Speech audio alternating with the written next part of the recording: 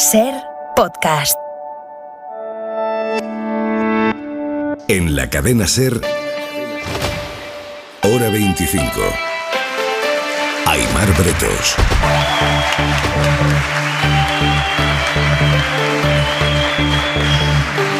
Hora 25 esta noche desde Arnedo con Pablo Simón calentando al público para... es que de hecho, Nacho, porfa, vamos a hacerlo bien. Venga.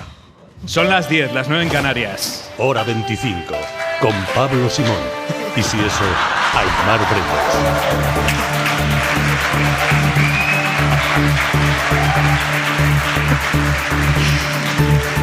Pablo Simón en la mesa del análisis de Hora 25 esta noche con Jesús Maraña, director editorial de Infolibre. Maraña, buenas noches. Hola, buenas noches. Y con Elisa de la Nuez, secretaria general de Hay Derecho. Elisa, buenas noches. Buenas noches, ¿qué hay? Y otra voz de la tierra, además de la de Pablo, Ana Castellanos. Ana, buenas noches. Hola, Aimar, bienvenido, muchas gracias. Muchísimas gracias a ti, Ana, bien hallada. Vamos, el día en 2 minutos, Ana. Con 4.000 hectáreas arrasadas ya en las provincias de Castellón y Teruel por el incendio que sigue avanzando sin control, lo acaba de decir la consellera valenciana Gabriela Bravo. La evolución del fuego no está siendo positiva. El fuego ha cogido muchísima fuerza, formándose pirocúmulos y hace que las llamas avancen mucho más rápido. 1.500 personas siguen evacuadas. Sobre las causas del fuego, la Guardia Civil confirma que hay 4 personas investigadas. Esto en otro viernes de pánico bancario por las dudas sobre el Deutsche Bank, en el que ha dejado más de un 8% desde Bruselas. Los líderes de los 27, también el alemán Olaf Scholz. Das Bankensystem ist stabil en Europa. Han defendido que el sistema bancario europeo es sólido, pero la entidad alemana ha arrastrado al resto de bancos al rojo. Aquí Bankinter se ha dejado un 5, Sabadell y BBVA un 4. Esto ha marcado el segundo y último día del Consejo Europeo. Al terminar, el presidente Pedro Sánchez ha cargado contra Feijóo por sus críticas de la reforma de las pensiones. Y lo que ha hecho el líder del Partido Popular ha sido venir aquí a tratar de cuestionar los acuerdos que ha alcanzado el Gobierno de España con las instituciones comunitarias. Y eso es una deslealtad, no al Gobierno, sino al país. Ha defendido la reforma el mismo día en el que la AIREF, la Autoridad Fiscal Independiente, ha puesto en duda en un informe que vaya a garantizar la sostenibilidad del sistema. El ministro Escrivá le resta importancia, dice que son cálculos desfasados. Un viernes en el que instituciones penitenciarias ha dado por concluida la dispersión de presos de ETA, confirmando el acercamiento de otros 5 terroristas. Enseguida lo ampliamos. Además, estamos contando novedades sobre cómo actuaba el Ministerio de Interior del Gobierno de Rajoy, no solo con Fernández Díaz al frente, también con José Ignacio Zoido. De los mensajes del exsecretario de Estado de Seguridad, Francisco Martínez, que se han incorporado al sumario de la Kitchen, se deduce que en aquella etapa la policía no solo espiaba a periodistas, también a otros policías. A un alto cargo policial, Enrique Barón, que asegura a la SER que tiene claro que la intervención, el que le intervinieron el teléfono y el día de un perdón de enorme carga simbólica. Reconocemos que entre nosotros ha habido abusadores. No hemos cuidado de los más pequeños, no hemos confrontado con claridad y firmeza a quienes han ejercido de Bilbao a todas las víctimas de pederastia de la Iglesia en un acto de oración en la catedral de la capital vizcaína, una ceremonia en la que han participado también víctimas de abusos de sacerdotes. Gracias, Ana. Y en la contra de Hora 25... Javois, buenas noches. ¿Qué tal, Aimar? Buenas noches. Estamos asistiendo, Javois, a una coreografía muy calculada por parte del Partido Popular para marcar distancias con respecto a Vox o para escenificar esa distancia a 2 meses de las autonómicas y municipales, Javois. Bueno, las precampañas electorales en la derecha son el verano de las parejitas adolescentes, cuando se dejaban en junio para volver en septiembre, ¿no? Vamos a hacer de todo en San Senso o Peñíscola, pero cuando empiece el curso seguimos juntos. Ayuso dice que a partir de ahora cada uno sigue su camino. A mí me ha recordado cuando te enfadas con tu pareja de viaje y no os habláis y paseáis a 30 metros de distancia el uno del otro, en plan, paso de ti, pero tampoco te pierdas que aún la vamos a liar. En fin, no se me ocurre nada más tenso que enfadarte sin poder enfadarte de verdad. Es decir, expresar un cabreo, pero no poder ejecutarlo. Porque yo creo que el odio es como el amor, o vas con todo, o es mejor no hacer ni el amago. Como esto de correr los 100 metros lisos dosificando esfuerzos. Dosifícalos tú. Yo no sé cómo se corren 100 metros lisos calculando la energía. Pues ese es el espectáculo que nos espera ahora en toda España. 2 partidos que se necesitan fingiendo que pueden pagar la hipoteca solos. cuando todo el mundo sabe que las hipotecas con la extrema derecha las pagamos nosotros. Un beso, Javois, hasta el lunes. Un beso, hasta el lunes.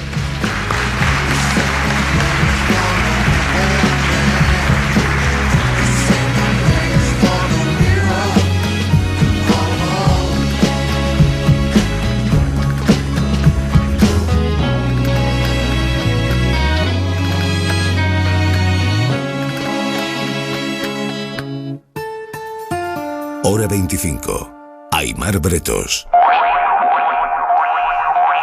Acabamos de escuchar cómo el presidente Pedro Sánchez ha respondido hoy a las dudas que Alberto Núñez Feijóo ha sembrado esta semana desde Bruselas sobre la ejecución de los fondos europeos, por un lado, pero sobre todo sobre la reforma de las pensiones que el Gobierno ha pactado con los sindicatos y con Bruselas, con la Comisión Europea. Porque aquí no estamos hablando de lo que haga o no haga el Gobierno de España. Aquí estamos hablando de reformas que cuentan con el aval de las instituciones comunitarias. Y lo que ha hecho el líder del Partido Popular ha sido venir aquí a tratar de cuestionar los acuerdos que ha alcanzado el Gobierno de España con las instituciones comunitarias. Y eso es una deslealtad, no al Gobierno, sino al país. Os pregunto, Jesús Maraña, Elisa de la Nuez, Pablo Simón, ¿compartís este argumento? Elevar a Europa las críticas a las medidas a las medidas que toma el Gobierno erosiona la imagen del país, es una deslealtad, se puede considerar como tal, es un ejercicio legítimo de oposición. ¿Cómo lo enmarcáis? Jesús, empiezo por ti. Bueno, primero ya empieza a ser costumbre, no sé si estrategia general por parte del PP, pero esto viene de lejos, ¿no? Ya lo practicaba Pablo Casado. Escuchamos en Bruselas poner en entredicho muchas cuestiones que yo creo que son de Estado, que son de responsabilidad peculiar, no especial, para quien es o pretende ser alternativa de oposición, ¿no? Poner en entredicho, por ejemplo, la ejecución de los fondos europeos o el uso honesto de los mismos, pues es algo muy grave, que erosiona la imagen de país, ¿no? En el caso del plan de pensiones, a mí me parece que aparte de esa acusación que hoy ha hecho Pedro Sánchez de antipatriotismo, es que a mí me parece que además es todavía más grave que se hagan esas acusaciones en Bruselas sin poner sobre la mesa una alternativa. Es decir, es que llevamos escuchando la crítica pues desde que se anunció esta reforma de pensiones y se anunció además que contaba con el visto bueno, con el acuerdo de Bruselas. Eso es una espada de Damocles sobre esa estrategia del PP en este caso, ¿no? Pero además es muy difícil argumentarlo, no digo ya cuando ayer escuchamos a Feijóo hacer esa comparación con Francia, con la reforma de Francia y poner prácticamente como ejemplo y trasladar el mensaje de que lo que se debería haber hecho aquí es lo que hace Macron en Francia, ¿no? No está claro si se refería al contenido o a la forma de abordar la reforma, ¿no? De hacerlo por imposición, sin consenso con los agentes sociales, con los sindicatos, etc. Bueno, yo creo que en esto, aparte de que no se vea una alternativa, cabe pensar que lo que se pretende proponer es la reforma que en su día hizo el PP en 2013. Y esa reforma hay que recordar que suponía en 15 años un recorte del 30% en las pensiones y un 50%, hasta un 50% hasta 2050. Esta es la realidad con los cálculos de la reforma que hizo en su día el PP. Sería conveniente que en este año, además de elecciones, se pusiera sobre la mesa, oiga, póngalo usted en Madrid, en La Rioja, en Bruselas, donde quiera, pero ponga una alternativa sobre la mesa para que la ciudadanía pueda decidir con qué se queda o qué prefiere, ¿no? Y solo una cosa más sobre la famosa insostenibilidad. En 2021 el coste de las pensiones en España fue el 12,3%. En Francia el coste de las pensiones hoy es el 15% del PIB. Y es que estos llamados gastos, que yo creo que son mucho más que gastos, son un deber con la ciudadanía, con quienes han pagado, hemos pagado nuestras cotizaciones toda la vida. Bueno, lo que hay que decir es, oigan, ¿qué emplea usted cada partida del PIB? Y si hace falta subir, que es el cálculo de esta reforma de las pensiones, hasta un 15% en España en X años, usted verá de dónde lo saca, cómo reparte la tarta. Pero dejemos ya de insistir en que es insostenible las pensiones públicas. Elisa de la Nuez. Sí, ya sabes que yo voy a decir cosas bastante diferentes. Bueno, en primer lugar, yo creo que como una cosa que sí tienes razón, Jesús, se están llevando debates constantemente a Bruselas, pero no de ahora, desde hace mucho tiempo. Quizá también porque la correlación de fuerzas es distinta, quizá también porque hay acuerdos, que eso se nos olvida, hay acuerdos que se alcanzan a nivel del Parlamento de Bruselas y no se alcanzan aquí. Es decir, hay muchos factores por los cuales constantemente se están llevando debates de política nacional a Bruselas, ¿no? Y esto no es una novedad en ese sentido.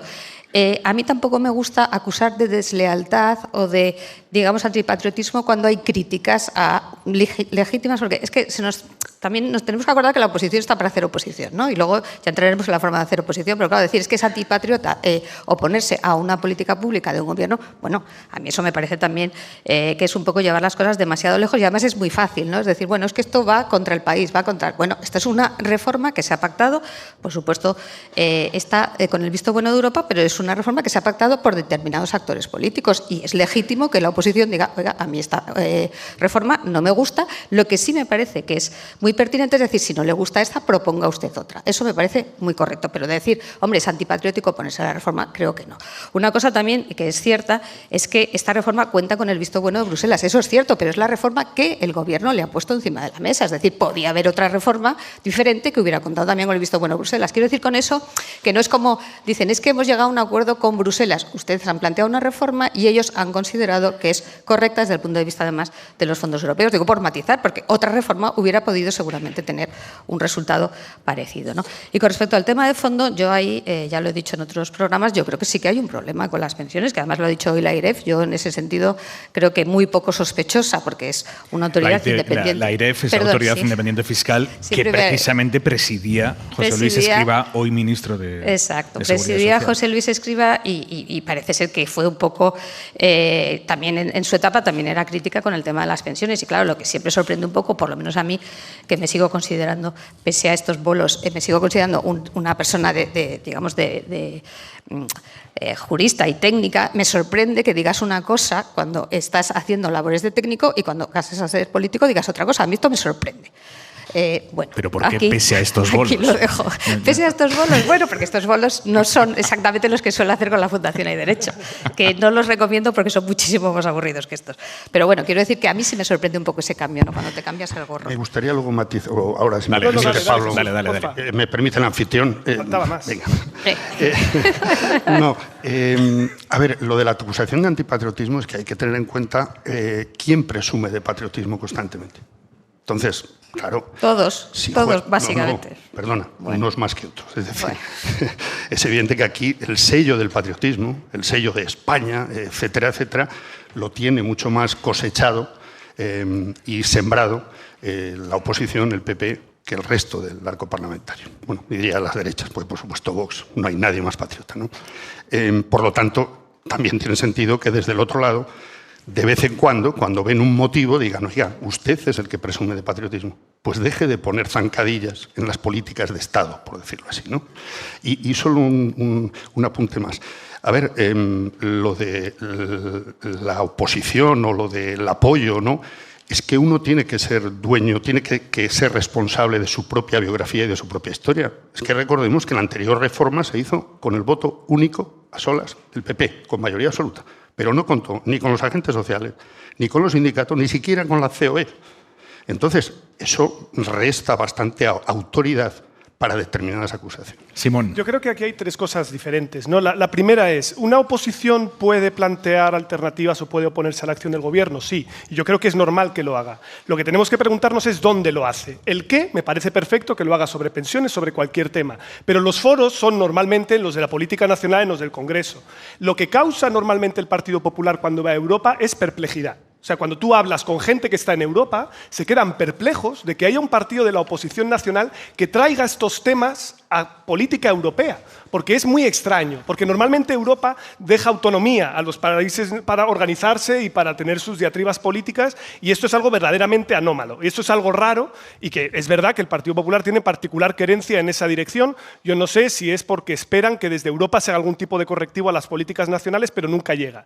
La segunda cuestión es que yo creo que es muy desafortunado desafortunado comparar cualquier reforma que hagamos en España con la situación en Francia. Es decir, Francia tiene una edad de jubilación de 62 años. Francia tiene hasta 20 modelos diferentes por los cuales puedes acceder a las pensiones. Tienen un gasto en total sobre el PIB del 16%. Fíjate, hablabas del informe de la IREF. La IREF estima que nuestro gasto total en pensiones en 2050, con el déficit generado, va a ser el 16% que tiene ahora Francia, con todos Pablo, los boomers. Perdona, pero yo creo que, para ser honestos con esto, yo ayer lo que le entendía a Feijóo, y creo que se le ha malinterpretado porque él tampoco lo puso muy fácil, pero Feijóo no estaba diciendo hagamos en España lo que ha hecho Feijóo. Feijóo, yo por lo que le interpreté... Que ha hecho Macron. Eso, que lo que ha hecho Macron en Francia. Yo lo que le interpreté, Feijóo estaba diciendo... En Francia, Macron le dice las verdades del barquero a la gente y le dice que no puede hacer una reforma que todo vaya por el gasto. Me parece Aquí bien, no se le está diciendo la verdad a la gente. Yo eso es lo que le interpreto. Yo digo ¿Me dejas dar otro precedente? Eso valdría, insisto, si en otras situaciones en las que hablamos, una vez más, de reforma de las pensiones, la posición que hubiera mantenido tu partido es coherente con eso. Sí, pero es que cuando, no digo la anterior, la de Zapatero, de 2011, planteaba subir la jubilación, que es donde estamos, a los 67. Y se está ¿Qué votó el PP? Sí, en contra, pero sí, Venga, vamos a dejar que termine Pablo. Pero lo que quería decir es que yo no entraba aquí por el tema de Feijóo, sino que cualquier comparación con Francia es impertinente para el caso español. Es decir, nosotros llevamos reformando nuestro sistema de pensiones desde el año 85 en adelante. Nosotros sí hemos ido haciendo ajustes parciales con gobiernos a derecha y a izquierda. Y yo creo que eso es relevante. Y además en Francia tiene un problema adicional, que es que tiene un sistema político disfuncional, que es el de la Quinta República, en la que tienen el presidente menos votado de la historia, tiene minoría por primera vez desde la época de Charles de Gaulle, y es un país que a efectos prácticos, en primera vuelta, con primera preferencia, a Macron solo le votó un tercio de los franceses. Entonces ellos tienen un problema propio, diferente al que tenemos nosotros. Y luego una cosita, si puedo apuntar, por favor, muy breve, porque también lo planteaba Elisa, que es, ostras, ¿cómo es posible que un técnico diga una cosa y un político diga otra? Hombre, claro, es que los políticos tienen restricciones para aplicar las políticas, pero que un técnico sobre un modelo no. Pero él le nombraron porque era un técnico que vino a decir que lo iba a arreglar. Pero ¿qué pasa? Que los gobiernos luego no descubren cuando quieren esto, que lo de ser reelegido es hasta divertido. Sí. Pero bueno, que a este señor no le nombraron porque era un político que venía a hacer política, lo nombraron porque era un técnico que dijo, este problema de las pensiones yo lo puedo cuadrar. Un añadido. ¿Sabes por qué se hizo la reforma de 2013? ¿Sabes por qué se hizo? Y se fue allá porque estábamos a punto de ser intervenidos y todo el mundo sabía que no la íbamos a aplicar. Claro. Todo el mundo sabía que no la íbamos a aplicar porque es el suicidio de cualquier gobierno. Entonces tú no puedes ir presentando políticas que son estupendos en términos de modelo, pero que luego no son políticamente sostenibles desde tu país. Venga, Elisa. Sí, que no, aunque seas el de aquí. No, quiero decir, claro, evidentemente el problema de las pensiones es que hay muchos más pensionistas votando que personas jóvenes. Esto lo sabemos todos y por tanto el coste político que tiene para cualquier partido, y por eso el PP es incoherente, claro, y el PSOE es incoherente y todos van a ser incoherentes. La única forma, lo hemos dicho muchas veces, de arreglar esto es sacar esto y llegar a ese gran pacto, el famoso Pacto de Toledo, que nunca al final se ponen de acuerdo para sacar ese tema del debate político. Y sí, una cosa que sí me parecía importante, yo creo que lo que decía Feijóo, fugaz, es que admiraba el que Macron le dijese la verdad a los franceses, nada más. Creo que esa era la comparación. Bueno, pues por eso yo estoy deseando que nos diga la verdad Feijóo, la que tenga, pero que la ponga sobre la mesa. Y solo un apunte más. Yo, desde luego, no defiendo ni gobiernos de tecnócratas. Creo que la política está para hacer política y tienen que asesorarse bien con los técnicos. Para eso hay altos funcionarios, para eso se puede uno fichar, incluso colaboradores técnicos de altura, etcétera. Me parece que eso es la democracia y la calidad democrática va por ahí. Y por último, se me ha olvidado lo que iba a decir. Pues estupendo. Me viene genial para cambiar de tema.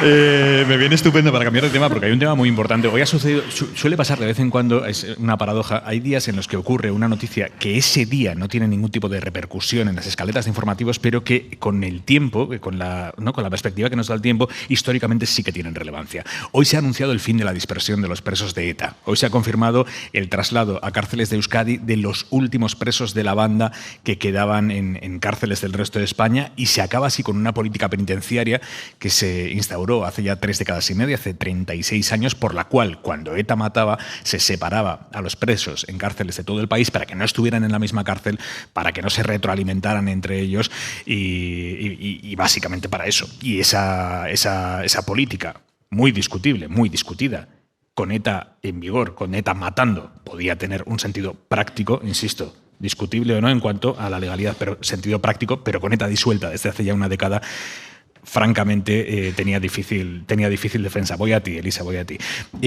Hoy, con la confirmación por parte del Ministerio del Interior de que se traslada a Euskadi a los últimos 5 presos que quedaban en cárceles del resto de España, se acaba con esa dispersión. Hemos escuchado al PP diciendo que esto es un escarnio a las víctimas, un pago a Bildu por su apoyo parlamentario, pero es cierto que el PP se ha quedado muy solo hoy en esa tesis. Las propias víctimas de ETA ya no están ahí. Claro que no, es absolutamente falso. ¿Qué va a humillar a las víctimas? Los acercamientos. A nosotros nunca nos ha importado dónde cumplan condena los presos de ETA. Lo que nos importa es que cumplan sus condenas. Es Consuelo Ordóñez, presidenta de COVITE, el colectivo de víctimas del terrorismo, hermana de Gregorio Ordóñez, concejal del PP de San Sebastián, asesinado por ETA. ¿Qué relevancia le concedéis a este movimiento? Elisa, levantabas la mano. Sí, pero levantaba la mano por una precisión jurídica. Para corregirme. Bueno, para matizar. A ver.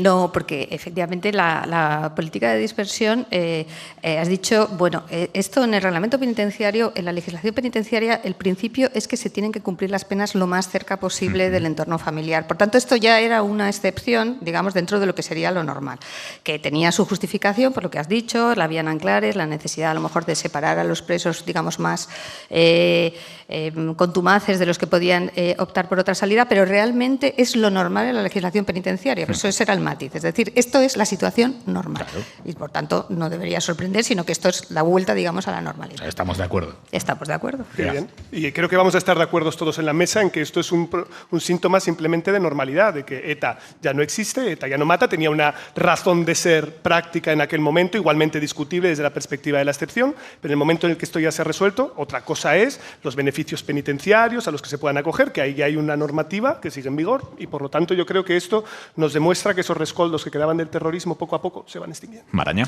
Sí, es que, a ver, va a hacer en octubre 12 años que ETA fue derrotada. Entonces, aquella política llamada de dispersión tenía como objetivo, ya lo has explicado, que la cúpula de ETA no tuviera facilidades para presionar a sus presos y conseguir facilitar, lo contrario, facilitar que los que querían reinsertarse pudieran hacerlo, ¿no? No tiene sentido. A estas alturas, y yo creo que desde hace bastante tiempo, ¿no? Porque los únicos castigados con esa política son las familias de los presos, que tenían que recorrer pues, centenares o incluso 1000 kilómetros para ir a visitar a sus hijos, sus hermanas o sus hermanos.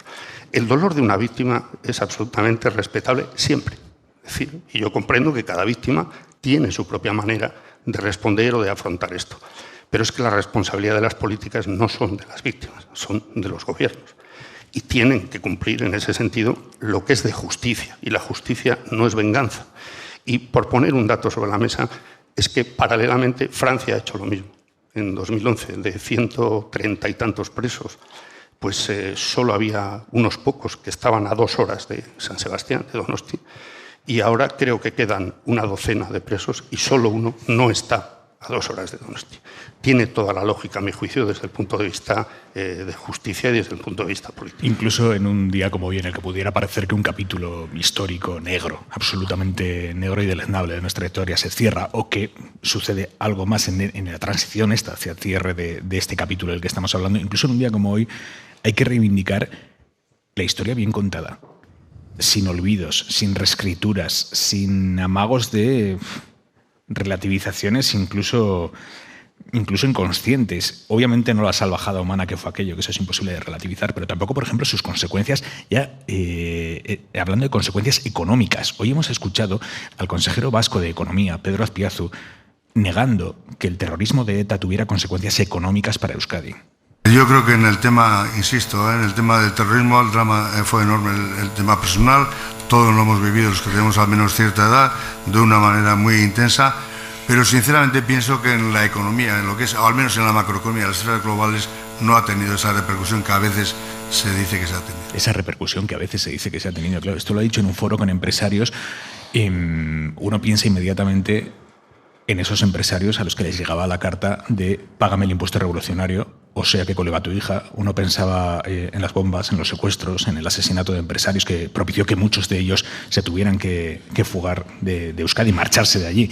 Claro, estaban los empresarios alucinando y uno de ellos, un banquero vasco, le ha dicho: hombre, la entidad en la que yo trabajaba tomó la decisión de trasladar departamentos enteros fuera a Madrid el día que colocaron una bomba en el edificio. Esto se lo ha dicho allí al empresario, al consejero de Economía.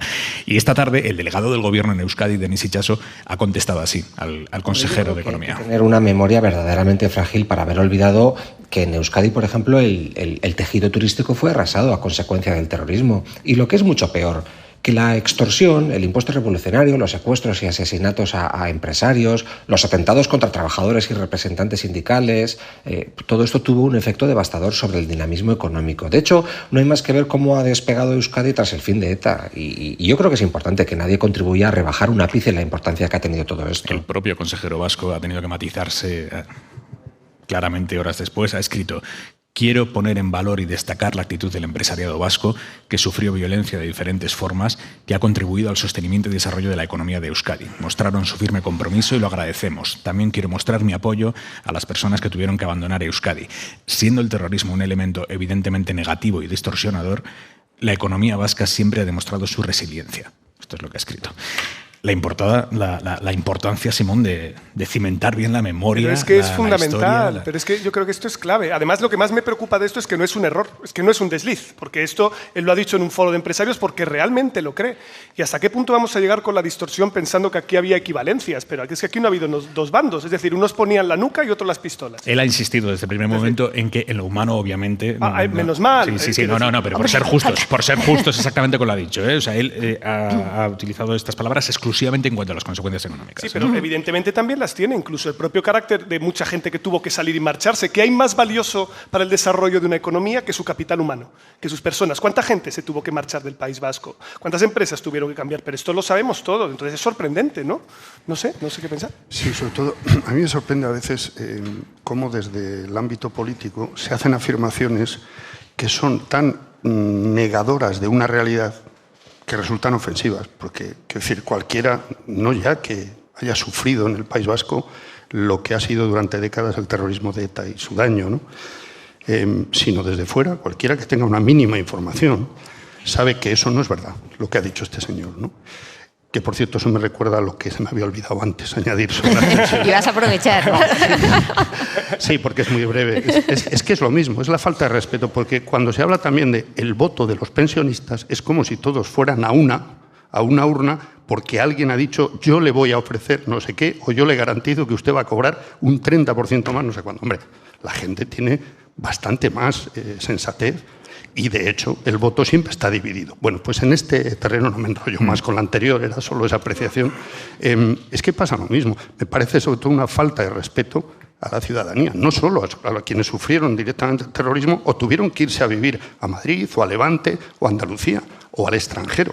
No, para los que están mínimamente informados sobre lo que fue el fenómeno terrorista. Elisa. Sí, yo lo que también pienso es, tú dices, es que se lo cree, claro, pero si te lo crees es un problema. Y si no te lo crees y lo dices en un entorno empresarial, casi es peor, ¿no? Entonces da una sensación de una cierta banalización, ¿no? Y más en un foro de gente que lo ha experimentado ellos o sus empresas, de decir, bueno, no era para tanto, ¿no? Esto es un poco la idea, no era para tanto. Oiga, por eso le han dicho eso, no era para tanto. No, para tanto la parte económica, lo tengo claro. Él ha subrayado muchas veces que sí era para tanto lo que tenía que ver con el terrorismo. Me refiero a la parte económica. Digo por ser justos. Sí, está claro, pero en la parte empresarial, en un foro de empresarios, decirle, bueno, no era para tanto, a gente que a lo mejor ellos mismos, o como este señor, dice, oiga, que me pusieron una bomba en el edificio de la empresa, o que me tuve que ir, o que me mandaban un sobre para extorsionarme, me parece realmente muy fuerte. Hora 25. Hora 25. Aimar Bretos. 11 menos 20 de la noche, 10 menos 20 en Canarias, edición especial de Hora 25 desde Arnedo, en el corazón de La Rioja. Concha Andreu, presidenta de La Rioja, buenas noches. Hola, buenas noches, bienvenidos. Muchísimas gracias por acogernos, presidenta. Bueno, gracias a este maravilloso alcalde que acoge siempre a toda la gente que viene. Además les ofrece, le da igual ajos, que vino, que zapatillas. Me ha prometido que vamos a tomar ajos esta noche. Correcto, pues ya verás que bien te sientan por la noche. Sí. No sé si estoy preparado, presidenta. Son buenísimos. Lo que pasa es que yo te recomiendo después ir a Sendero o algo así. A bailar. A bailarlo y bajarlo un poco. Oye, presidenta, que viene de presentar en Igea, en La Rioja, los restos del dinosaurio espinosáurido más completo de la península. Pero cuénteme esto. ¿Pero qué está pasando aquí? ¿Pero qué está pasando? ¿Qué está pasando?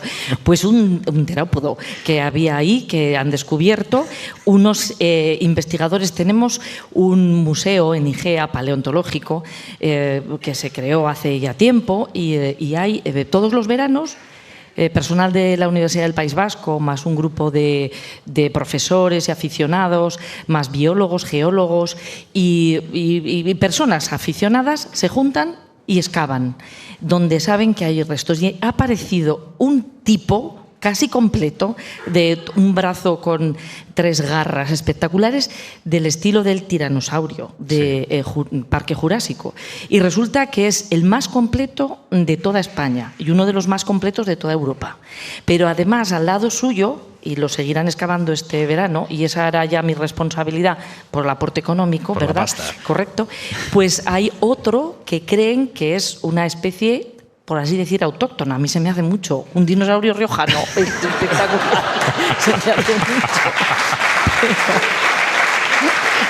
Pero ahí está. Lo hemos de ver, ¿eh? Pero es espectacular. O sea, dinosaurio Gran Reserva. ¿Qué te parece? Bueno, hablaban, ya no me acuerdo cuántos millones de años, 90 millones de... Pero que es una brutalidad. Bueno, pero que es que hay muchísimas huellas, muchísimos restos, y ahora ya nos vamos a poner en serio. Visto que tenemos ejemplares de buen tamaño, pues hay que echar el resto. Pero es que tenemos cerquita las minas de pirita más importantes del mundo para coleccionistas, más perfectas del mundo, así, los cubos son impecables y dicen... ¿Cómo son? Así. Está la presidenta dibujándome aquí un cubo de claro, pirita. que estamos en la radio. Claro, estamos en la radio, sí, presidenta.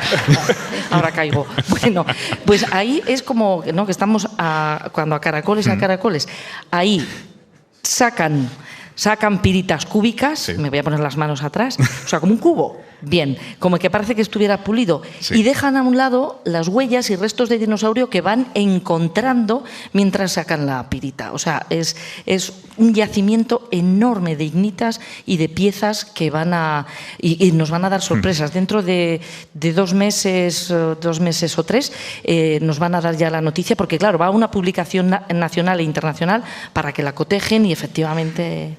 tal cual. Presidenta, lo que han presentado hoy son los restos de un espinosáurido, que son grandes dinosaurios depredadores. ¿Hay mucho espinosáurido en política? Sí. ¿Quieres que te explique más? No, yo qué sé, si quiere dar algún nombre o no. No, hay en política y hay en todo. Y en política hay verdaderos... me da pena, espinosaurios, estos son más majos, ¿no? Pero hay depredadores. Que los políticos. Sí, hay depredadores verdaderos, además los ves venir, esa es la ventajilla. O te vas dando cuenta cuando van queriendo ocupar el sitio y echarte a un lado. Pero bueno, yo afortunadamente estoy bien acompañada y lo digo de verdad, con alcaldes como Javier, alcaldesa como en Calahorra, Elisa, alcaldes por toda la región que están a lo que están, que es hacer lo mejor para su pueblo. Y ahí es donde tengo yo que aprender de ellos, es que son maravillosos. Está a punto de terminar la legislatura, presidenta. ¿Qué conclusiones saca de estos 4 años de gobierno autonómico? Pues que se pueden hacer muchísimas cosas, muchísimas, aunque estés en la peor situación, como nos ha pasado a nosotros con la pandemia. Se pueden hacer cosas muy buenas para la ciudadanía. A poquito que hagas pensando en el bien común, salen cosas adelante. Y aquí puedo decir que en La Rioja le hemos dado completamente la vuelta. O sea, de esa apatía, de esa inacción empresarial, con la cantidad de empresarios y empresarias buenas que hay aquí en La Rioja. Y como ejemplo sirve también Arnedo, la ciudad donde estamos, animarles, estar cerca de ellos, si quieren emprender, si quieren ampliar, si quieren invertir, estar cerca, ayudarles. Bueno, un cambio radical. Se pueden hacer muchísimas cosas con empeño y trabajando todos a la vez. Esa es la conclusión que saco, que no sé qué hacen los demás cuando no trabajan para el bien común. No sé en qué están pensando. Presidenta, yo le escuché mucho al inicio de la legislatura que usted se marcaba como objetivo la reindustrialización de La Rioja. ¿Eso se puede hacer en 4 años? Se puede, y en 2. Nosotros lo hemos hecho en 2. Ya. Digo, porque claro, efectivamente estábamos ocupados y centrados en cuidar a las personas, que no se nos murieran las personas. Por el COVID se refiere. Por el COVID, por la pandemia. Entonces, en estos 2 años, te voy a poner datos. Nosotros aquí en La Rioja, y lo conocéis, además de la industria del calzado, tenemos la industria del envase. El envase en muchas vertientes. Tenemos el aluminio, tenemos el cartón, la madera. El vidrio es el único que no tenemos, ¿no? El plástico, porque aquí hacemos hasta los blisters de las farmacias, o sea, de las pastillas, etcétera, ¿no?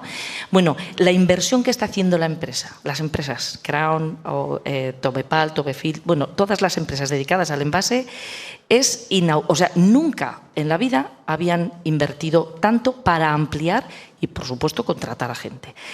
Heinz, nuestra empresa aquí de cerquita de Alfaro, la del tomate, bueno, pues está haciendo una ampliación. Supuestamente son 70 millones de euros lo que va a invertir. Crown, 40. Burz, este almacén logístico gigantesco, en vez de irse a otro país, estuvimos hablando, estuvimos diciendo ¿qué necesitas? No necesitan nada más que confianza. Bueno, pues estamos llegando, y quédate con esta cifra, quédense con esta cifra, 1.000 millones de inversión en empresa privada aquí, gracias a los empresarios y empresarias riojanos que han visto confianza para invertir y para crecer. Entonces, no me digas a mí que eso no te da alegría y confianza, insisto, en que claro que se puede hacer en 2 años. Y ha sido en 2 años, de estar constantemente en contacto y solucionando problemas, poniendo, y ahora por fin tenemos a disposición suelo industrial a precio competitivo con nuestras comunidades pijas, vecinas. Pues ¿por qué lo hice? Esa risa. No estar hablando así de Euskadi. Sí, hablo de Euskadi y de Navarra. Son 2 comunidades. Pero presidenta, ¿pero esto qué es? Sí.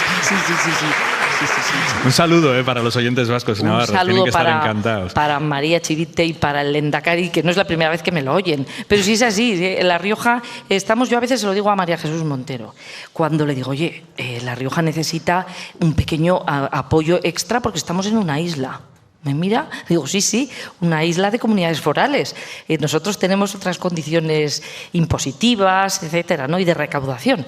Pero aún así, fíjate, si nos ponemos a comparar, querido alcalde, que te miro, estamos creciendo económicamente, bueno, por encima, iba a decir de nuestras posibilidades, por encima de los vecinos. Les está llegando muchísimo dinero europeo. Es una de las comunidades que está a la cabeza en cuanto a recepción de fondos europeos per cápita. ¿Eso en qué se está notando en la vida de la gente?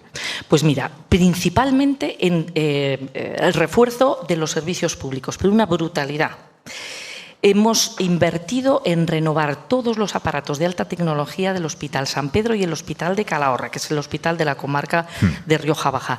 Aparatos de última generación. Estamos adquiriendo aparatos como el Da Vinci, ese robot hiperperfeccionista que va exactamente a la célula tumoral, que tienen pocos hospitales. Acabamos de adquirir un aparato, y me gusta decirlo porque que solo lo tienen 4 hospitales públicos de España, que es el que, sin trepanación del cráneo, es capaz, con ondas determinadas, de acertar en las células que están dañadas y que provocan el temblor del Parkinson. De tal manera que es, por supuesto, consciente, normalmente se hacen las pruebas para el Parkinson así, o los tratamientos, que estás tomándote café con esa persona que tiene un Parkinson considerable, le hacen el tratamiento y es capaz de tomarse. Bueno, pues lo tenemos en el Hospital de La Rioja. Esos son fondos europeos. Formación profesional. Visitaba la feria de formación profesional que había en toda la plaza del Ayuntamiento de Logroño y veía de las 26 familias distintas de formación profesional, desde la hostelería, peluquería, soldadura, etcétera, tenemos 23 en La Rioja. Más alumnos que nunca, la mayor parte de ellos colocados sin terminar de salir de la formación profesional. Esos son fondos europeos. Presidenta, también. Vamos al debe, infraestructuras, el tren. La gente se queja muchísimo de que no hay unas frecuencias dignas. Normal que se quejen, porque no se ha hecho nada en muchísimos años. ¿Por qué tienen los vecinos alta velocidad? ¿Por quién se ha preocupado de La Rioja durante tantos años para no tener ahora obras, por lo menos, de la alta velocidad? ¿Sabes que teníamos preparado? Se había preparado. Teníamos, nosotros no que no gobernábamos, en el 2013 ya una evaluación de impacto ambiental para traer la modernización de las vías. Pero claro, no les pareció oportuno y la dejaron caducar, de tal manera que hemos tenido que venir nosotros para solicitar de nuevo un espacio, una trayectoria de vía que no se cargue los viñedos centenarios que tenemos, sino que vaya por una vía alternativa, pero que sea ya de alta velocidad. Bueno, pues por fin hemos conseguido un fragmento, y ya cuando empiezas con uno ya tienes que seguir. Hemos aprovechado el sacar la vía de dentro del municipio de Rincón de Soto, que todos conocemos, que tiene la vía en medio, entonces la hemos sacado fuera. Y el proyecto original era sacarla por vía de 140 kilómetros por hora. ¿Qué hemos hecho nosotros? Pedir la modificación del proyecto para que sea ya 220 kilómetros por hora. Presidenta, honestamente, ¿cómo ha sido su relación con la oposición en estos 4 años? Estamos viendo a nivel nacional, hay una sensación de división absoluta, de enfrentamiento irreconciliable. Aquí en La Rioja, ¿cómo han sido estos 4 años?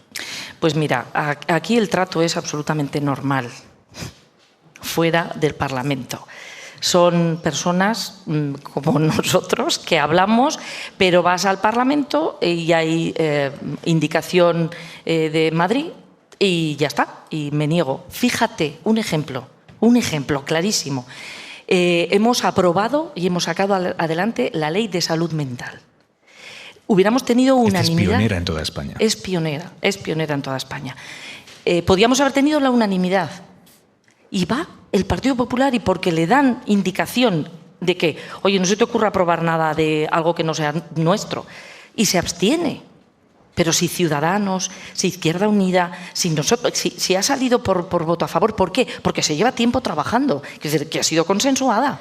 Presidenta, esto se lo escucha a usted y se lo escucha al PSOE también a nivel nacional, de que el PP está en el no a todo, pero ustedes como socialistas, como partido de gobierno en España y aquí en La Rioja, ¿hacen algo de autocrítica en el sentido de podemos hacer algo más para intentar tender puentes? La ciudadanía pide puentes.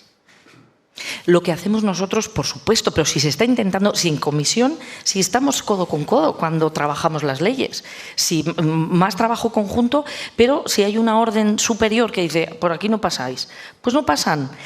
Pero lo que yo quiero para la ciudadanía es que no nos vean discutir, y tú más, y tú más, y tú más.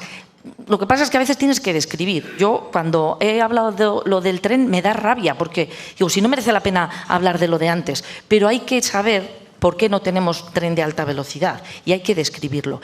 Y a mí tampoco me gusta el enfrentamiento, no me gusta nada, no me gusta, prefiero no hablar. Del contrario. ¿Qué pensó ayer o qué sintió cuando vio a su homólogo de Castilla y León, el presidente de Castilla y León, Mañueco, haciéndole una peineta a una diputada del PSOE? Yo creo que estará muerto de vergüenza. Estará muerto de vergüenza. Y lo que tenía que haber hecho es pedir disculpas y ya está. Es una metedura de pata que a lo mejor estaba tenso, nervioso, porque, claro, el enfrentamiento a veces te tensa mucho. Entonces, pues sales... Pide disculpas inmediatamente, pero yo creo que está muerto de vergüenza. Yo estaría muerta de vergüenza. Yo hubiera dicho, perdón, lo siento. Vamos, es que me he dejado llevar, pero ¿a quién se le ocurre? Anda, hombre. ¿Qué le dicen las encuestas para el 28 de mayo? Las suyas, no las que vemos publicadas. No te habrán dicho nunca esta frase. La verdadera encuesta es la del 28 de mayo. No puede ser.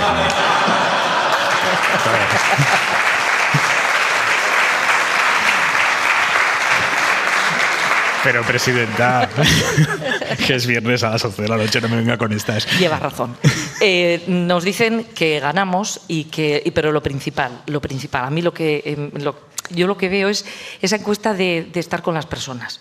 Yo tengo la suerte de tener una comunidad abarcable, que, como dije yo una vez en una reunión así de partido, bueno, yo creo que me voy a poder tomar un vino con todos los mayores de 18 años de La Rioja. Y voy por ahí. Me falta alguno, pero yo creo... Es decir, el cariño que veo entre la gente, al margen de que voten lo que les parezca, ¿no? Pero esa cercanía, ese acogerte, ese contarte sus preocupaciones, ese si hace falta increparte, pero con cariño. Esa es la encuesta más bonita. ¿Cómo le increpa sepan con cariño. Pues sí. Sí, que tú dijiste el otro día que no había hecho nada el otro gobierno y sí que hizo el Hospital San Pedro. Y digo, llevas razón, porque además estaba mi hermana de aparejadora trabajando ahí. Yo no era nada política, yo estaba trabajando en una bodega, ¿eh? Que sí, ha quedado claro. ¿No? Vale. No hay corrupción. No hay corrupción. Bien, estaba trabajando la mujer ahí.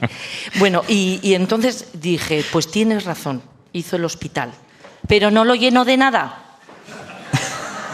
Entonces me increpó con cariño y me dijo, vale. Concha Andreu, presidenta de La Rioja, gracias. Muchas gracias. Gracias, presidenta. En la cadena SER,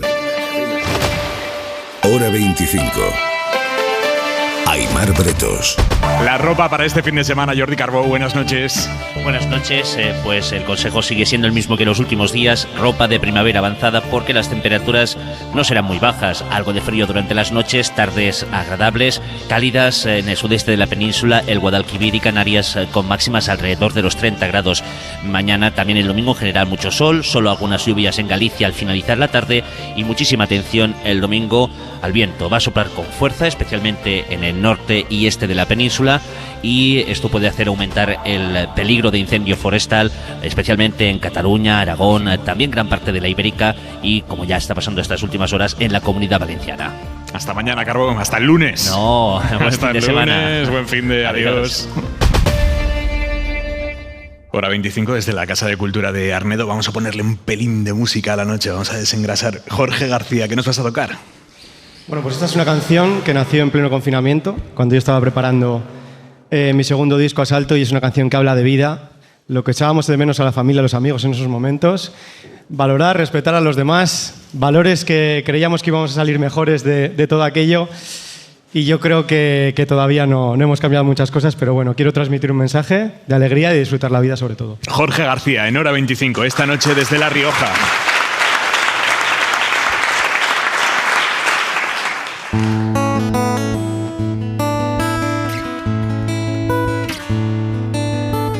Quiero una playa llena de amor, una montaña que llegue hasta el sol, estrellas fugaces en mi balcón y una varita que pare el reloj.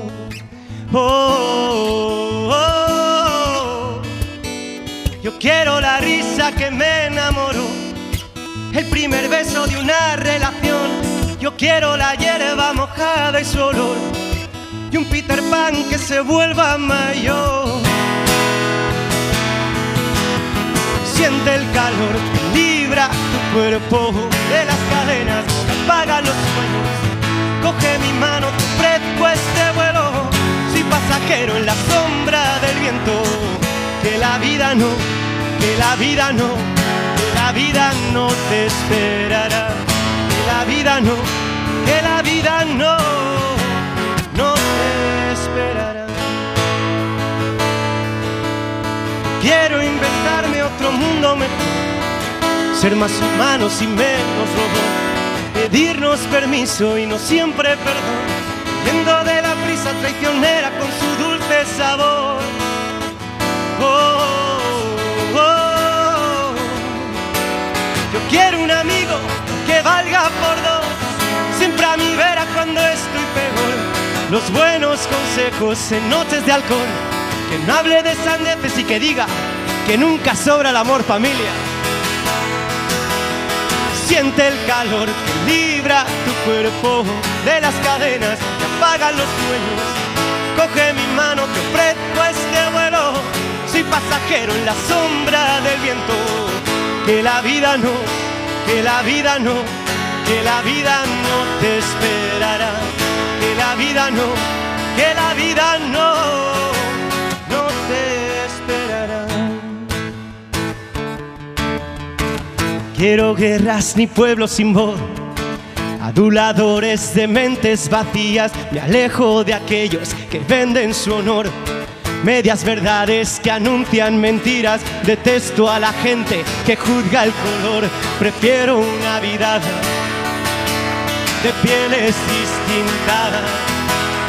Siente el calor que libra tu cuerpo de las cadenas que apagan los sueños, coge mi mano, te ofrezco este vuelo. Soy pasajero en la sombra del viento. Si el pasado te invita a salir, se apodera de ti el desconcierto. Es un regalo poder elegir ser pasajero en la sombra del viento. Que la vida no, que la vida no, que la vida no te esperará. Que la vida no, que la vida no, no te esperará. La, la, ira, ira, la, la, ira, ira, ira, ira. La, ira, ira, la, ira, ira, ira. Conmigo. Que la vida no, que la vida no, que la vida no te esperará. Que la vida no, que la vida no, no te esperará.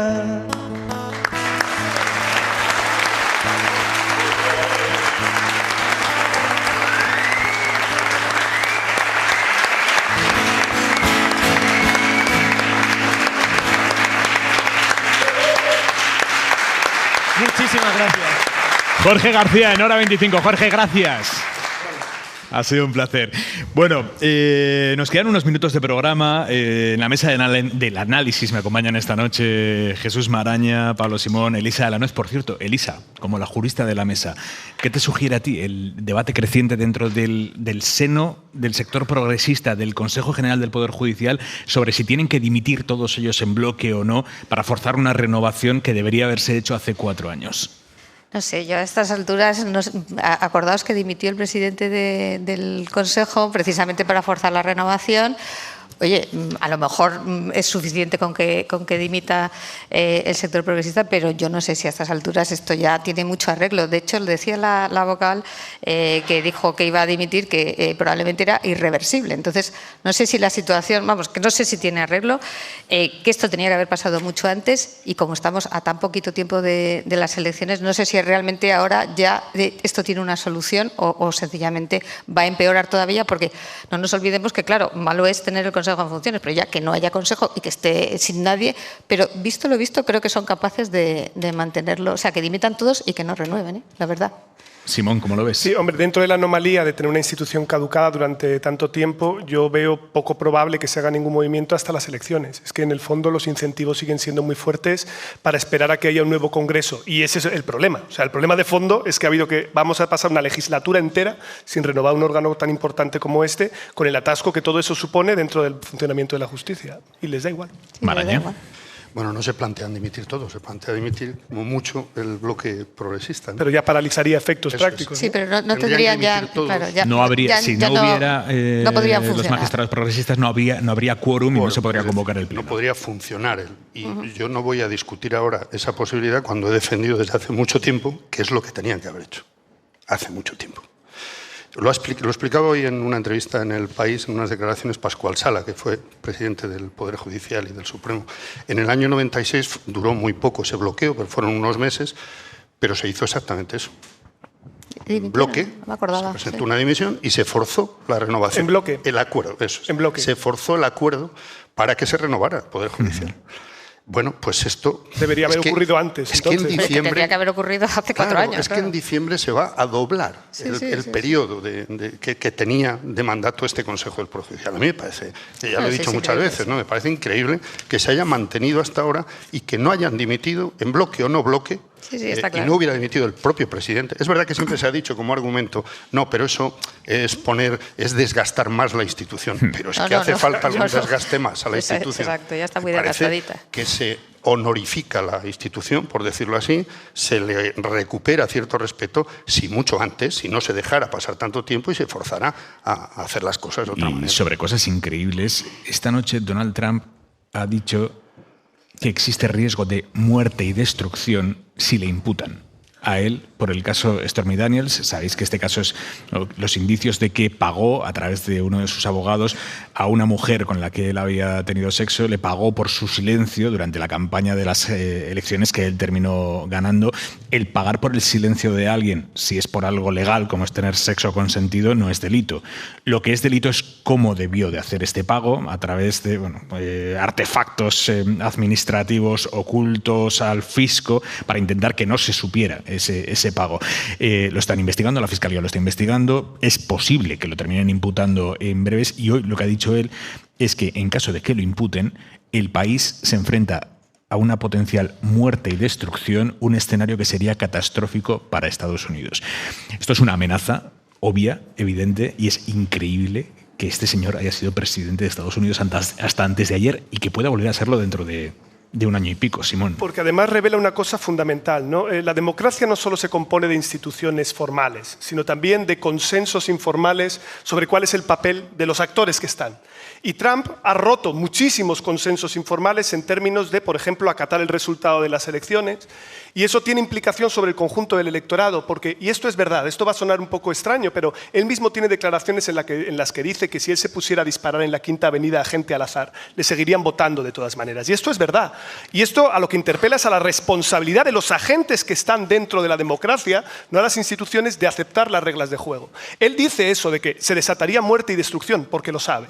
Es decir, tenemos un problema creciente con el terrorismo de extrema derecha en cada vez más países. Y en Estados Unidos ocurre en términos de violencia racial, y también es una sociedad que está fuertemente armada. No es poca cosa.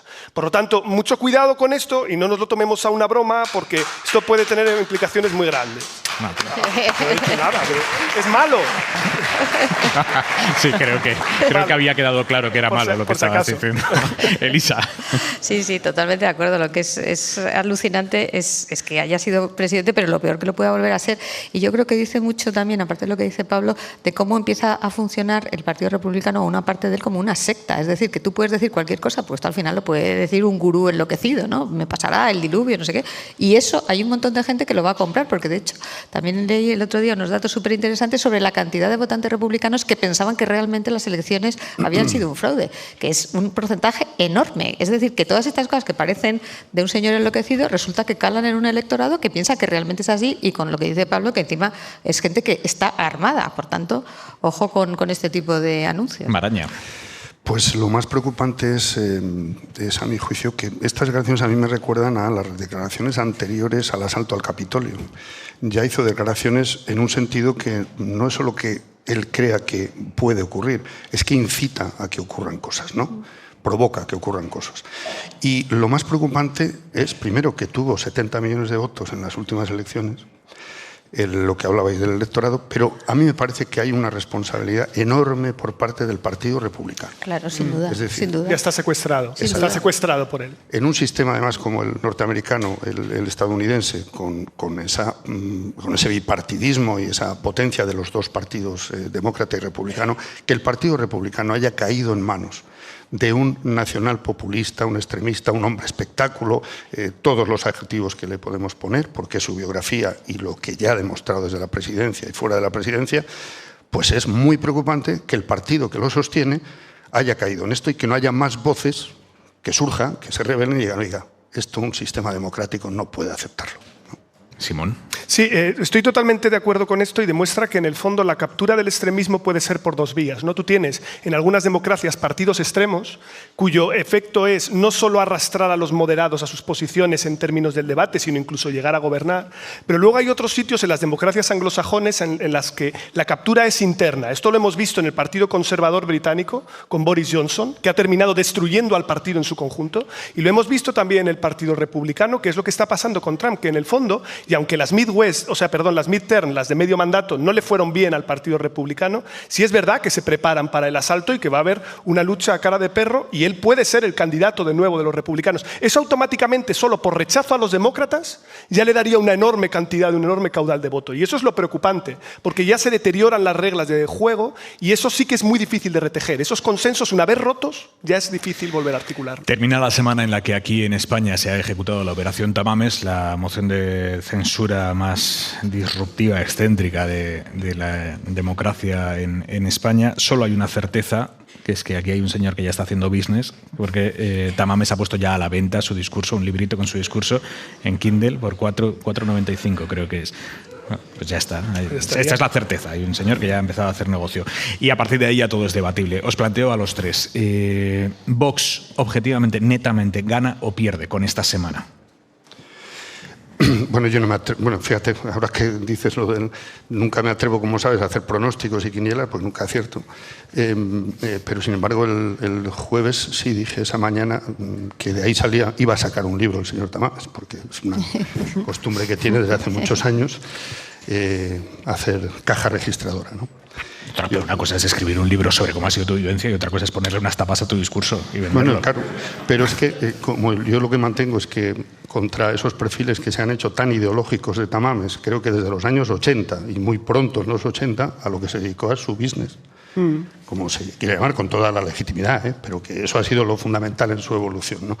Y respecto a si Vox gana o pierde, yo tengo dudas de que lo que es el núcleo del electorado de Vox, el suelo, por decirlo así, de Vox, se altere por esas sesiones patéticas que hemos visto en el Congreso. Desconfío mucho de que pueda bajar mucho, de sensibilizarse mucho ante esta historia el electorado duro de Vox. ¿Cuál es tu análisis, Elisa? No, yo sí que creo que les ha venido muy mal. O sea, a pesar de ese núcleo duro que dices, luego hay gente que no es tanto de ese núcleo duro y que lo que han visto, yo creo, que hemos visto todos, es que esto ha sido una cosa absolutamente patética y absurda. Y sí que creo que además esto no le viene mal a Feijóo precisamente, ¿eh? Porque en el fondo él se ha quitado en medio y ha dicho, bueno, estos son los señores que están compitiendo conmigo, ustedes verán, y yo creo que eso una parte del electorado sí lo puede apreciar, ¿eh? Pablo. Yo creo que en términos de sus objetivos Vox no ha conseguido ninguno de los que buscaba. Si quería incomodar al Partido Popular, ganar notoriedad, recuperar pulso después de unas malas andaluzas, acordaos que esto se lanza cuando la propia Macarena Olona amenazaba con una escisión, de eso ya no se habla. Yo creo que no ha conseguido ninguno de sus objetivos, por lo tanto, a efectos prácticos, si tú mismo desencadenas una iniciativa y no logras nada con ella, pues yo creo que se puede calificar de fracaso, más allá del discurso del señor Tamames, que eso sí quedaría para otro debate un poquito más largo y ácido. A esta hora de la noche, hablarle de comida a alguien de Hora 25, ya sea un técnico de sonido, un compañero de producción, un analista o un periodista, hablarle de comida es jugársela, porque tenemos más hambre que nadie y solo pensamos ya en la cena, pero me la voy a jugar. Pablo, ¿a qué sabe Arnedo? A ajo. Háblame de los ajos. Bueno, a ver, el ajo es algo que es relevante en nuestra gastronomía. Se dice muchas veces ser más de Arnedo que el ajo asado. Esto es una cosa que se dice con mucha frecuencia y está muy asociado a una cosa fundamental, ¿no? Que es el rito del asado. Y esto yo creo que hay que explicarlo, ¿no? Nosotros, cuando se iba al campo antes, pero también ahora, se hace mucho esto de recoger las gavillas, que son los restos que queda de la vid. Sí. Y eso en el campo, normalmente cuando iban todos los labradores y tal, se hacía un asado y ahí se ponía chuletas, se pone huevos, se pone chorizo y también se pone cebollas y ajos. Yolanda García, buenas noches. Hola, buenas noches. Directora del Hotel Restaurante Virrey, una de las grandes impulsoras del ajo asado como reclamo gastronómico. ¿Cómo se cocinan los ajos? Bueno, Javier, pues yo en realidad te voy a decir una cosa. Aymar, perdona, sí. Te voy a decir una cosa. Yo estaba en casa tranquilamente escuchando el programa Hora 25 especial Arnedo cuando he escuchado a Javier que necesitaba unos ajos y he dicho, bueno, voy a llegarme allí con los ajos. Y has traído los ajos, efectivamente. Y aquí tenemos los ajos asados ahora mismo, ¿sí?, para este programa. ¿Y cómo se preparan los ajos? ¿Cómo se preparan? Mira, pues comer ajos en Arnedo es algo muy simpático, es algo cordial, agradable, es comer con amigos. Y esa misma comida explica perfectamente el carácter arnedano. Nosotros somos muy abiertos, muy amigables, nos encanta compartir lo nuestro y comer ajos es una cosa que nos encanta con amigos. Pero ¿los podemos probar de verdad? Sí, normalmente también, como ha dicho Concha, sí, te aconsejamos que los hagas de comida. Pero ya que estamos aquí y el programa es por la noche, los vamos a pasar una noche complicada. Se vienen cositas luego. Bueno, sí, son fuertes, sí. Es mejor que los que estén contigo los coman también. Oye, pues venga, pues los que están conmigo. Esto para yo enterarme, que lo explique Pablo, luego, mira, después de lo del ajo, cuando ibais al sendero o al ascendero, solo os besabais entre los de Arnedo. Sí, claro. Mira, era prueba de que eras nativo. A ver, vamos a ver. Simón, vamos a hacer una cosa. Yo voy a ir maniobrando y tú, como un locutor deportivo, vas narrando lo que está pasando en la mesa, ¿vale? Vale, pero a tono de locutor deportivo. En este momento, Aymar Bretos está pasando unos ajos. Coge, Elisa, no, pero uno. De manera digna hacia Elisa. Coge tú también uno. Que no tiene ni idea cómo se come esto. Maraña. Pues una servilleta, bueno, pero esto es fácil. Lo de fuera no. Maraña. Vale, lo de fuera no. Vale, Pablo, describe los ajos para quien se esté imaginando una Bueno, cabeza digamos de ajo. que el ajo realmente es un brote tierno alargado, ¿vale? La cabeza tiene más o menos la misma longitud que el brote y para su degustación se realiza de la siguiente manera. El comensal agarra la hoja exterior y la desplaza lentamente hacia abajo. Fracasando, como lo acabo de hacer yo, pero en un principio. ¿Sí? Así, muy bien. Efectivamente, ¿Sí? hasta que queda, digamos, en la parte de la base, Me la encanta zona Elisa blanca. gritando así. Así. Ah, mira, Vale, Maraña y se ya lo arranca. tiene. Exacto, ya lo tenemos. Es que en mi pueblo hay puerros. Ah, pues ya estaría. Pues mójalo. Pero no es lo mismo, ¿eh? No es lo mismo el sabor del ajo. No nos quites la ilusión. A la hora del pelado, sí. Vale, del pelado sí, lo tenemos pelado y ahora lo mojamos en sal, con un poco, depende de la tensión como la lleves, Elisa. Justita, Pues ¿no? venga. Y ahora para adentro. Y ahora para adentro. Y ahora se come todo el tallo blanco. Ajo. Todo lo que es el tallo Todo, blanco. entero, de uno. El tallo, no, hombre, Ah. eso es lo que te aguante. Lo que tú puedas. Lo que tú puedas. Está buenísimo. A ver, Maraña, que se oiga. Está muy bueno, está muy rico. Elisa, tu juicio. Muy bueno, muy bueno. Simón. ¿Qué voy a decir yo? También es verdad. En Arnedo, además de ajos, asamos cebollas, hacemos el huevo asado también, que es muy típico y tradicional de Arnedo, que lo ponemos encima de las brasas, que como es tan poroso, con ese sarmiento que antes Pablo ha explicado, que es esencial para el asado del ajo, porque le proporciona, la leña del sarmiento es algo que proporciona un calor muy rápido y muy fuerte, que es lo que necesita el ajo para asarse. Y chorizo hacéis también con el Y sarmiento. el chorizo también lo hacemos Chorizo en las al vino. brasas. Chorizo al vino tinto, lo maceramos en vino y lo metemos en las mismas brasas. Oye, ¿y eso no lo podemos probar esta noche? Eso Pues eso. Ahora cuando terminemos nos acercamos al hotel y le damos una vuelta. Oye, y de postre, fardelejos, Pablo. Fardelejos. Háblame Vamos a de los explicar. fardelejos. Los fardelejos son un postre antiquísimo, porque es una receta árabe musulmana. De hecho, Arnedo es en sus orígenes es un pueblo musulmán, a diferencia de Calahorra, que eran romanos. Nosotros éramos musulmanes y traemos muchas tradiciones. Y sabes que fardelejo, de hecho, tiene raíz musulmana y es un postre que ahora mi colega, de hecho, de instituto lo explicará muy bien, que se hace con hojaldre, tenemos almendras, tenemos… Digamos que Espera, es esto pudito. Deja de jugártela. Gonzalo Solana, buenas noches. Muy buenas noches, Aymar. Hola, Pablo. Colega de instituto, compañero de Pablo de clase de Pablo Simón. Gonzalo, sexta generación de fardelejos La Pala. Eso es, sí, el fardelejo, estaba explicándolo muy bien Pablo, hay un asentamiento muy grande aquí en el siglo VIII y el fardelejo es un hojaldre muy finito que va relleno de almendras, rallada, azúcar y huevo. Vale. El almendra es el sabor principal, que precisamente la almendra es de aquí, de Arnedo, evidentemente, como todo lo que estamos haciendo, promocionando el pueblo, que la verdad que es una pasada el programa, para los que somos de aquí, para los que no, yo creo que también. Yo creo que también, yo creo que la gente se está partiendo en su casa, imaginando a Pablo con el ajo. Pablo lleva comiendo también fardelejos muchos años. Y yo soy la sexta generación de mi familia. O sea, que llevamos… O sea, tu familia empezó en 1870. Eso es que tengamos nosotros datado a ciencia exacta que ya estaban haciendo fardelejos dentro de mi casa. Entonces, pero como dice Pablo, desde el siglo VIII, que hay un asentamiento tan fuerte de los árabes aquí, se va juntando todo lo que aquí había, la almendra, con lo que ellos traían, con lo que ellos trabajan en el hojaldre. Dame un segundo. Jesús, ahora que tienes la boca… No puedo hablar. Sí. Descríbeme el fardelejo, Jesús, ahora. Corre, Jesús, que el tiempo es oro en la radio. Tiene efectivamente un regusto a almendra, hojaldre, y está riquísimo. Lo que pasa es que estaba pensando, ¿y esto antes del chorizo al vino? Esto va de postre. Perdóname, Gonzalo.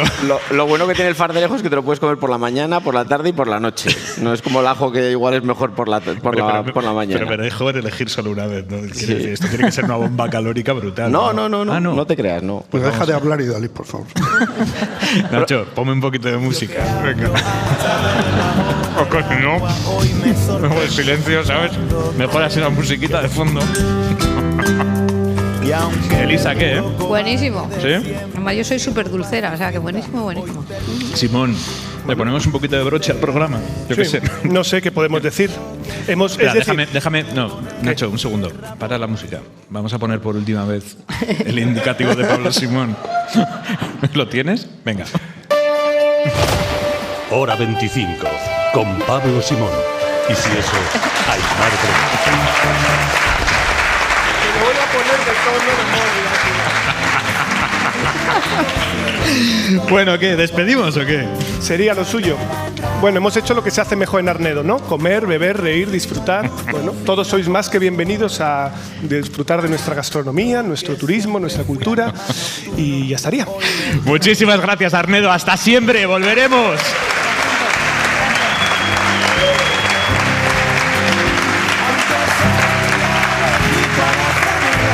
Yeah. No combina mi cortina con tu entretela y aún así hoy cocino en tu cocina, corazón. Canela y rama, hoy cocino en tu cocina, corazón. Yo que siempre fui animal nocturno, hoy me quedo a ver amanecer. Y yo que siempre fui rockero, hoy te canto por boleros. Ay, si tú me dices ven. Yo que siempre he huido de la moda, soy visto prêt-à-porter. Son las cosas de la vida, son las cosas del querer. Yo venía de visita, yo venía de visita y me quedé. Aunque soy alérgico a la franela, me quedé en tu cama. No combina mi cortina con tu entretela y aún así hoy cocino en tu cocina, corazón. Son, y aunque soy alérgico a la franela, me quedé en tu cama. No combina mi cortina con tu entretela y aún así. Suscríbete a Hora 25. Todos los episodios y contenidos adicionales en la app de Cadena SER y en nuestros canales de Apple Podcast, Spotify, iVoox, Google Podcast y YouTube. Escúchanos en directo en la SER de lunes a viernes a las 8 de la tarde. Yo que nunca supe llegar a mi hora, hoy me quedé esperándote. Cadena SER. La radio.